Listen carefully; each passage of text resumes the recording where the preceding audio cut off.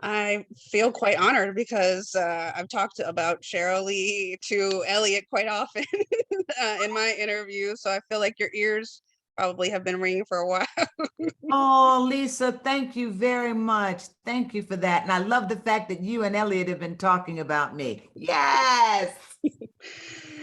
Well, this season we see a lot of our reality and political climate reflected. There are testing centers, of course, the plague and children in The cages, virus. right? Yeah. Maybe cancel culture. Yes. So I wanted to talk a little bit about here in episode 9. Obviously, we see the president holding Alder accountable. And I want to talk about sort of how that reflects in the way that we revere our own leadership in our political landscape and being on the kind of right side of history, as we say. Ooh.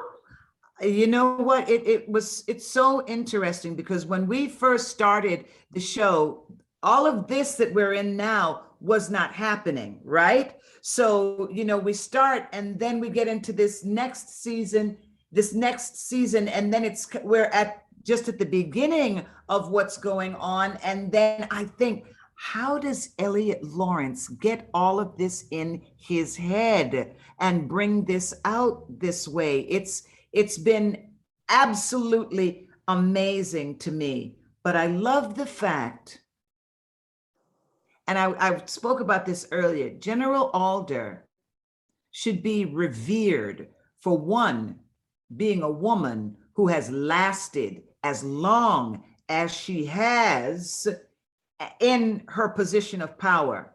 But then you pull back the screen and realize she's lasted that long by sucking the life and beauty out of other young women. She literally takes their life, their beauty, and has them become her biddies so that she can remain powerful and beautiful. And I don't like that. I don't like the fact that this woman has such great power, and we're going to find something out about her that, one, we saw last season, she doesn't mind puppeting people. She knows it's against the law. It's against the Hague Court. She knows it's one of the worst things that you can do. But if nobody finds out, who knows that she really did it? So when I arrive, she is shocked to see me in my right mind, speaking truth to my own personal power, and she doesn't know what I'm going to do next. We also learned throughout this second season that when you get into somebody's head, parts of them are also left with that person. So we don't know what I know about her. We don't know what's to come. But for me, it's been an interesting journey, but I don't want to take that character with me when this is over, because Alder is a bad woman, and the president has the possibility of being equally bad. And I want to stay on the right side of history. Well said. Thank you. Do we just jump in? Is that how it goes? Oh, well, wait, Tony had his hand up. No. Oh, okay. Yeah. Yes. Yeah, just raise your hands. Cyberly, of course. Madam President, it's good to talk to you again. It's very interesting this season for another reason too. That you have a vice president this year now, and his daughter is part of the academy now too. So kind of tease us a little bit about that relationship and how that's going to go. There's potential for some conflict there, I would think. Woo. Yes, my dear, you are singing that right song. There is some potential for some great conflict. And I want to know just how well is this man going to behave? Is he going to behave? Is he a good father? Is he a good man? We've already seen he does not want his daughter to be one of those people. He does not want her to be a witch. No. How's he going to handle that? I guess we'll just have to wait and see. Mhm. I love the relationship between the president and Alder. I just think, boy, there's electricity every time the two of you are in a scene. It's really cool to watch. Thank you very much. I love working with Lynn. I mean, it's just like, I learned early in my career, chemistry. Either you have chemistry with your actors or you don't have chemistry. And when there is real chemistry, it just sparks off the screen. So I was shocked when it just happened. And it was amazing because we didn't know each other. We'd never worked together before, and we didn't even rehearse with each other. Wow. I landed, I went to work, I met her, and we just started working, and that was that. Awesome. Thank you. Thank you. Go ahead, Wilson. What's up? Now, so obviously, you're comfortable playing the president. What goes into it? Is it the hairstyle, the voice, the closing? When somebody plays a president, whether it be on TV or film, they have to have a certain stature, to the point that we, the audience, buy them as that type of leader. And you've now played it a couple of episodes, several episodes. So now, are you comfortable, to the point where you feel yourself as the president? You know what? I felt myself as president that very first episode. Elliot Lawrence wrote an incredible character for me. And the moment I read her, she resonated with me. And I am amazed at how taking on this character, I change. And it's so strange to me because it's real. And it's when I see it on screen, I'm like, whoa, do I look like that? This woman, President Wade, she has a dark persona. I'm a happy person. She's not that happy. My voice is higher pitched. Her voice is lower pitched. I talk faster. She talks slower. She's very measured in her speaking, and she doesn't smile a lot. And when she does smile, it's almost like a dagger that she's. Now, was this something that worked with you in terms of like when you were No. doing your scenes, or this is something that like maybe if you saw your dailies, it's like, oh, maybe I could do this or so forth? We don't see that.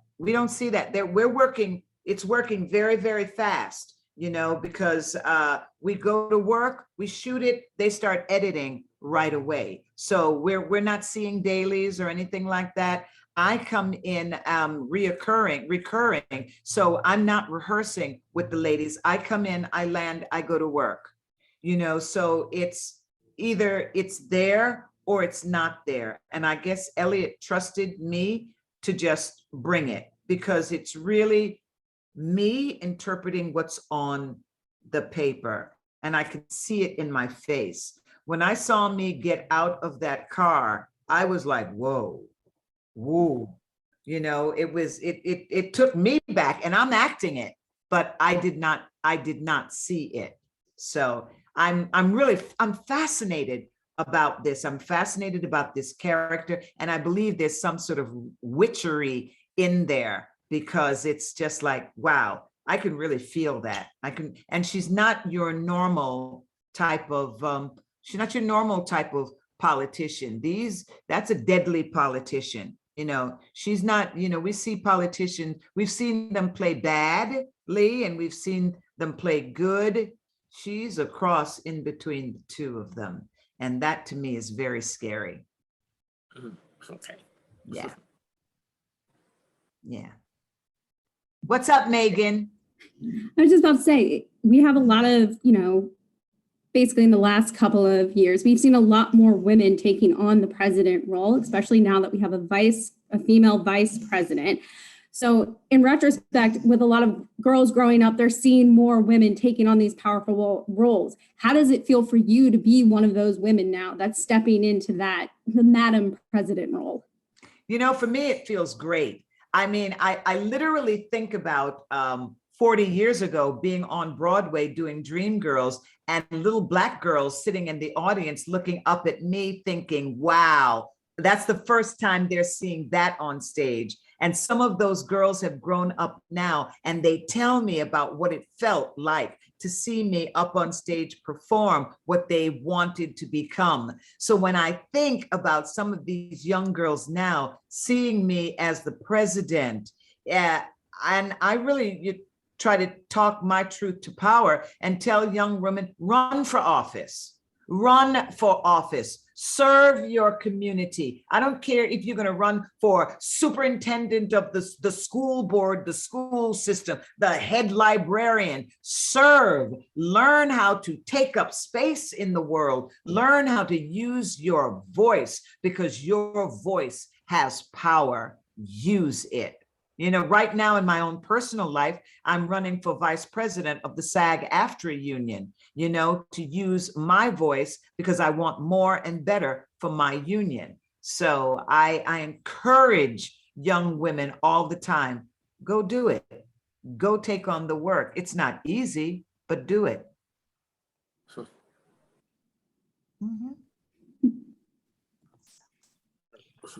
You all are so shy. I love it.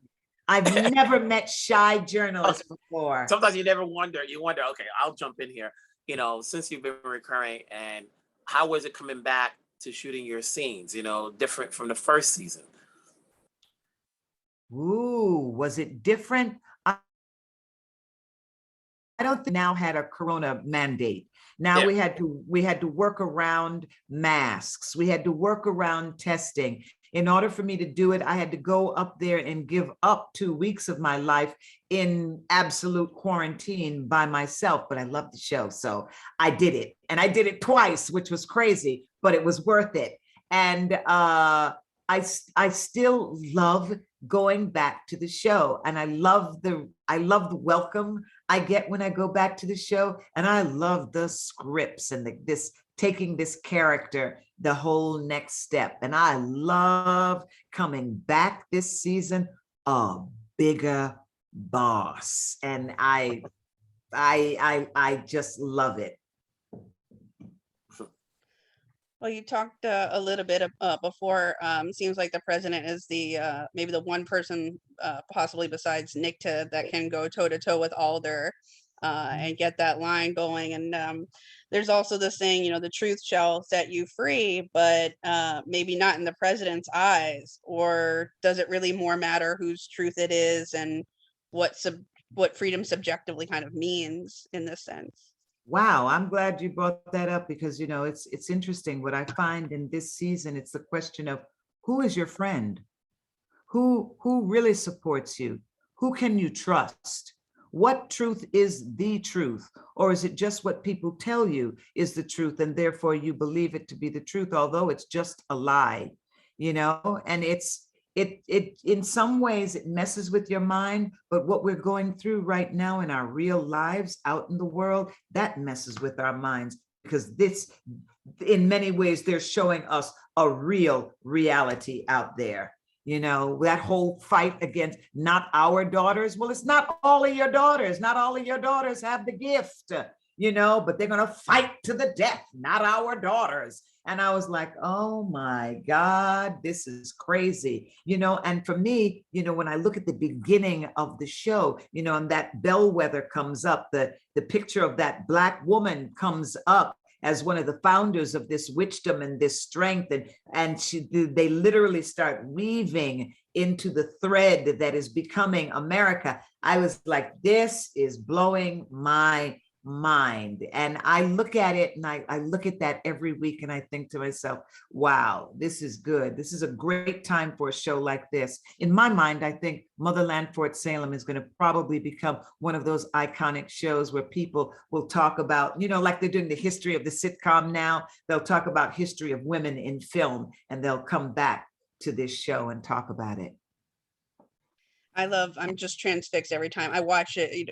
It's sort of like, you know, Netflix, they say like you keep watching like the title sequence, you can't miss it, because I just love to every single time I watch, I see somebody different or I see another family member or, you know, connect to the dot. Absolutely, absolutely. And this whole character of Nikta, it's that who knows who knows where the bodies are buried? Who knows where the skeletons are? And knowing that truth, what does it turn them into? Because she's a truth keeper. But look what's happened to her. It blows me away.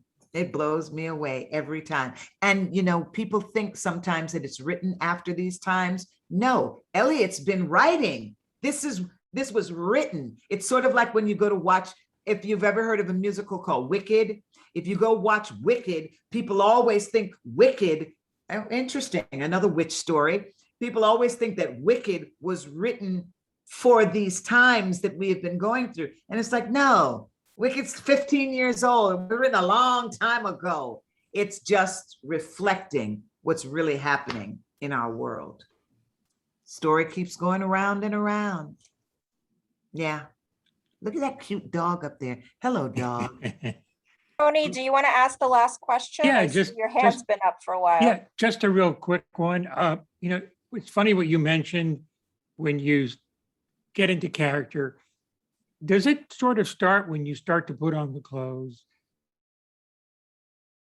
and Sheryl Lee kind of disappears a little bit and the president comes out? Honest to God, that's one of the final steps. And if you pay attention to the clothing, you see how that could happen.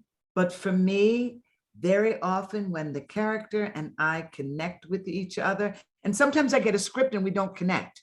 Like I can't feel them. I don't know what her voice is. I don't know what her walk is. I don't even know what she's really thinking, even if I see this on a paper. But when it's written well and you read it and all of a sudden everything starts to change and you start to settle into it, when they first put on that buttoned up to the collar jacket on me, and everything is custom made for you to give you that rigid look, because we're stuck in time, even though we're in the future. I'm the 45th president, but it looks like we're in the 1950s because we don't have, things like digital media and things like, you don't see computers and stuff like that in the show. So, we come from a military background, and when they put all of that on me, I was just like, oh my God, here we go. And it's just that whole alchemy, the making of the character. Yeah. I love the process. It's really cool to hear about that. Thank you. Yeah. I love it too. I really do love it. I just got a script the other day and I read it and I thought I was going to